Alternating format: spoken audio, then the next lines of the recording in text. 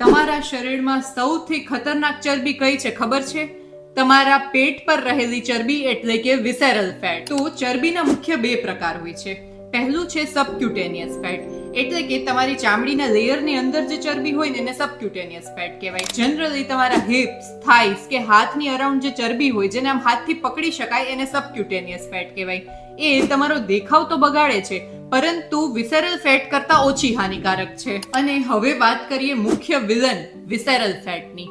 આ ચરબી તમારા ચામડીના લેયરની નીચે નથી હોતી, તમારા પેટની અંદરના ભાગે લીવર, કિડની, આંતરડા, પેનક્રિયાસ વગેરે જેવા અંગોની ઉપર ધીમે ધીમે જમા થતી જાય છે અને એટલે જ એને વિસેરલ એટલે કે સૌથી ખતરનાક કહેવામાં આવે છે. પરંતુ તમને થશે કે આ ચરબી આટલી ખતરનાક કેમ છે? કારણ કે આ ચરબી જમા થઈને પછી સામાન્ય ચરબીની જેમ બેસી નથી રહેતી. એ શરીરના કોઈ એક્ટિવ ઓર્ગન એટલે કે અંગની જેમ કામ કરે છે. સતત એવા કેમિકલ્સ અને પદાર્થો છોડ્યા કરે છે જેના કારણે શરીરમાં લો ગ્રેડ ઇન્ફ્લામેશન કન્ટિન્યુ રહે અને આના કારણે તમારું પેનક્રિયાસ ઓછું કામ કરે છે, ડાયાબિટીસ વધે છે, બ્લડ પ્રેશરની પ્રોબ્લેમ થઈ શકે છે, તમારું બેડ કોલેસ્ટ્રોલ વધે અને ગુડ કોલેસ્ટ્રોલ ઘટે છે.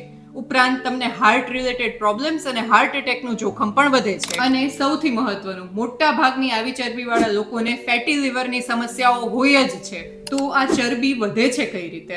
તમે આખો દિવસ સતત બેસીને કામ કરતા રહો, કોઈ પણ જાતની ફિઝિકલ એક્ટિવિટી કે કસરત ના કરો, વધારે પડતા ઠંડા પીણાઓ, મીઠાઈઓ, શુગરવાળી વસ્તુઓ, પ્રોસેસ ફૂડનું સેવન કરો, દારૂનું સેવન કરો, સતત વધારે પડતા ચિંતા અને તણાવમાં રહો, ઊંઘ ઓછી લો, આ બધી જ વસ્તુઓ મળીને વિસેરલ ફેટને વધારતી જાય છે. તો ફક્ત વોકિંગ કરવાથી તો આ ચરબી ઓછી નહીં થાય.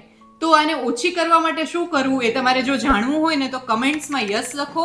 અમે નેક્સ્ટ વિડીયો એના પર બનાવીશું અને અમારા પેજ યોગા કૃતિને ફોલો કરવાનું ના ભૂલતા.